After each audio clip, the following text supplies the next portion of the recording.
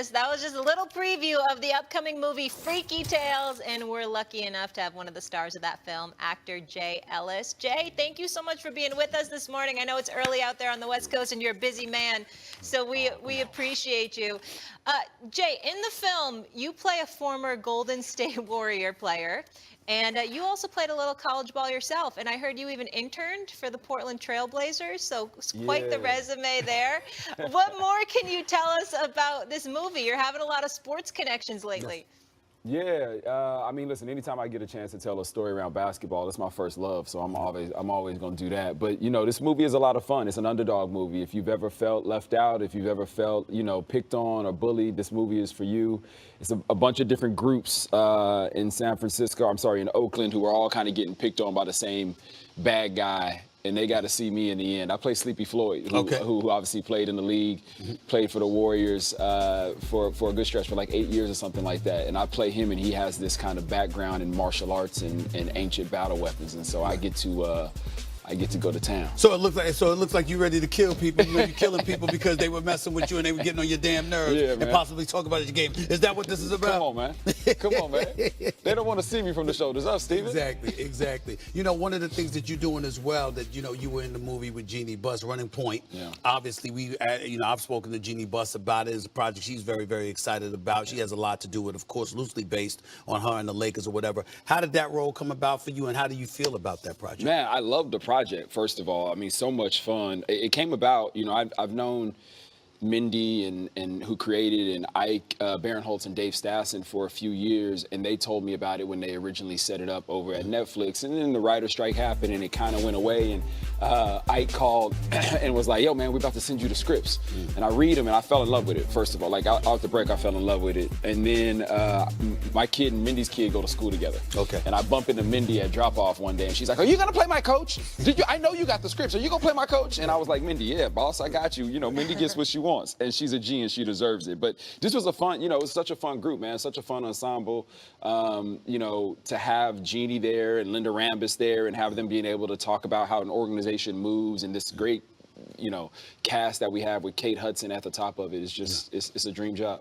It's a lot of fun. I started watching it. It's a great series. People can check that one out on Netflix. So, yeah, major props on that. Staying with the LA theme, obviously you've been there over 20 years. So now that the Lakers have Luka, what do you think their ceiling is? Finals. Finals, okay. Ooh.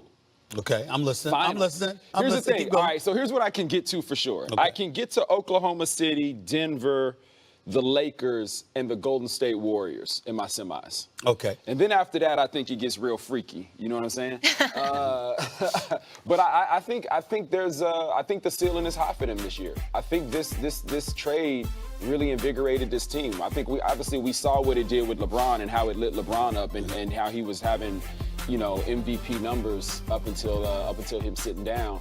But this team is playing different. They got a new swag. And again, you know, I don't count out Golden State too, because obviously with Jimmy Buckets there, like, I was getting ready to bring that up because you were at the game the other day. Yeah. You know, so of course, I mean, what do you think about, I mean, when you compare what you've seen from the Lakers compared to what you've seen from the Golden State Warriors, who I think is about 16-3 since the trade deadline. What are your thoughts about that? Comparing the two. That Golden State defense is crazy. I will say that. They're flying everywhere. They're talking. They're on a string. It's insane to see how. And I think that is going to be the difference for them. I think that is what's going to get them. I think there is a very strong chance that they get to the conference finals. And I think that defense will be the reason that they get there. What about the Lakers defense? I think the Lakers will put up a lot of points. I think they got some great defense. They do got some great defense. Their defense is playing great. Luka's playing the best defense we've ever seen him play in his career, actually. I think they're playing great defense. So, I think this is going to be a fun one. I think if you're a basketball fan, listen, the West is super stacked. Super stacked. And I think if you're a basketball fan, like, we're getting to watch some really great players and some really great teams go at it. Go ahead, Molly. Jay, today's one of the best days in sports, obviously, right? NCAA tournament. So I'm going with Florida in the men's tournament, and I'm going with UConn in the women's. Who do you have winning each, men's and women's? Yeah, listen, I would love to see Juju get one. I'm not gonna lie, but I think UConn is built for this tournament. I think they're gonna run away with this one. On the men's side, Duke, Florida. And it's a toss-up for me. I'm not really sure who it's going to be, to be honest. I would love to see both of them win for completely different reasons.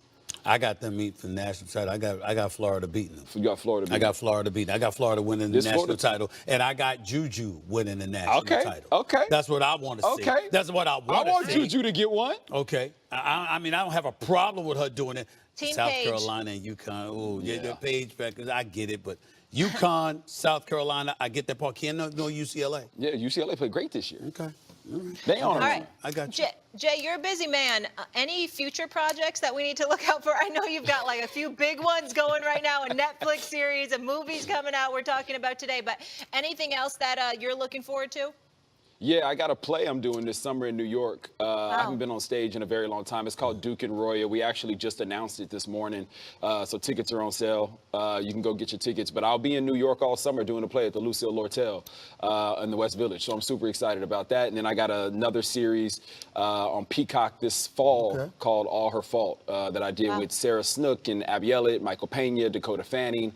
Really great group there. So I'm super excited. Well, let me get back to basketball for a real quick last point. Golden State and the Los Angeles Lakers meet in the postseason. Who you going with?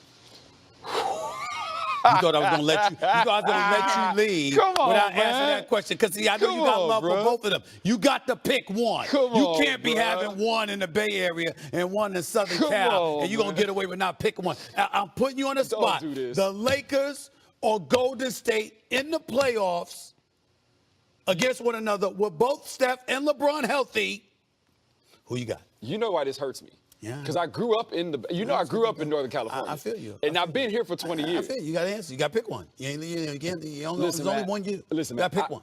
LeBron and Luka together is something really special. Okay. And I'm gonna go with the Lakers. I don't want to though, but I do want to actually. They're really good. I really do think the Lakers could get there this year.